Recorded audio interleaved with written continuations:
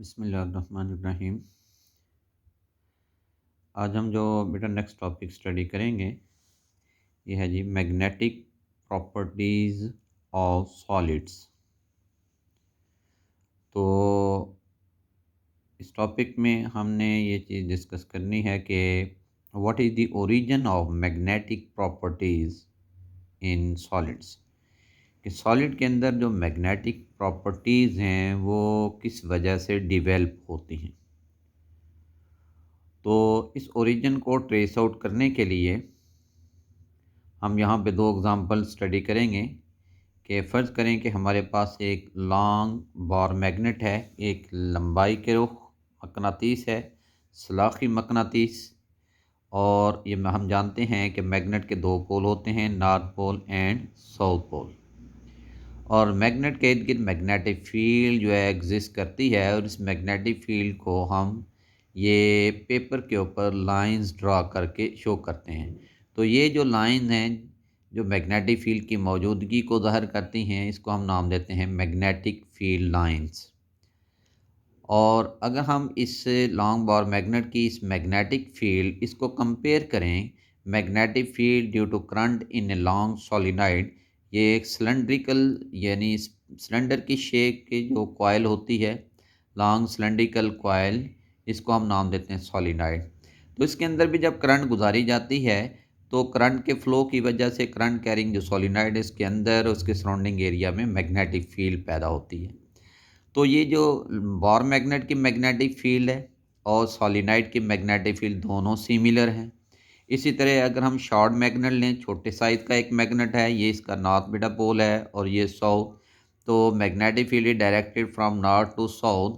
तो इस short magnet की मैग्नेटिक फील्ड और current loop, this is the loop, current loop यानी ऐसी वायर जिसको हम एक क्लोज पाथ की शक्ल दे दें और फिर इसमें करंट गुजारें, इस लूप को हम नाम देंगे करंट लूप।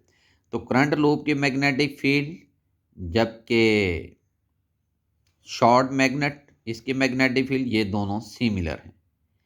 अब यहाँ पे मैग्नेट के इर्द गिर्द तो मैग्नेटिक फील्ड समझ में आती है, लेकिन ये जो करंट है जब फ्लो करती, चाहे सॉलिनॉइड में हो, चाहे लूप में हो, चाहे किसी और मटेरियल के अंदर, तो करंट के फ्लो की वजह से भी मैग्नेटिक फील्ड पैदा होती है। और magnetic field of long bar magnet is similar to magnetic field of solenoid.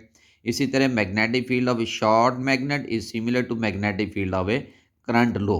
तो इस सिमिलैरिटी से साइंटिस्ट ने ये एक रिज़ल्ट अखज़ किया कि जो मैग्नेटिक प्रॉपर्टीज़ हैं बुनियादी तौर पर मूविंग चार्जेस की वजह से होती हैं। यानी मैग्नेटिक प्रॉपर्टीज़ जो हैं इनका जो ओरिजिन है ये मूविंग चार्जेस हैं। तो सबसे पहले ये जो कॉन्सेप्ट है ये एम्पेयर नामी साइंटिस्ट ने दिया। एम्पेयर ने कहा कि moving charges they produce magnetic field, कि मूविंग चार्जेस जो हैं ये मैग्नेटिक फील्ड पैदा करते हैं। लेकिन एम्पेयर के इस नुक्ता नज़र को उस ज़माने में इतनी पजीराई नहीं मिली, क्योंकि उस वक़्त एटम की स्ट्रक्चर जो है अननोन थी। लेकिन जब एटम की स्ट्रक्चर का पता चला कि एटम मुश्तमल होता है न्यूक्लियस पे और इसके इर्द गिर्द मुख्तलिफ ऑर्बिट्स के अंदर इलेक्ट्रॉन रोटेट करते हैं, तो इलेक्ट्रॉन की न्यूक्लियस के इर्द गिर्द जो मोशन है ये ऑर्बिटल मोशन भी है और स्पिन मोशन भी है।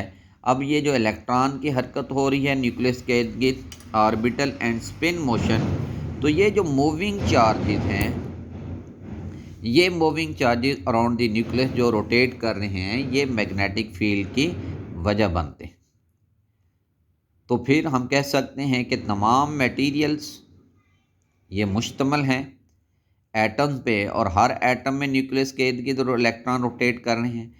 तो फिर मैग्नेटिक प्रॉपर्टी तमाम मटेरियल के अंदर एग्जिस्ट करती हैं, और एटम एक स्मॉल मैग्नेट के तौर पे बिहेव करता है। यानी atom behave in the form of A small magnet. तो ये जो एटम जो है ये यूँ कह लें एक टिनी मैग्नेट है, और इस एटम को फिर हम नाम देंगे मैग्नेटिक डाइपोल। तो atom behaves as a tiny magnet या मैग्नेटिक डाइपोल।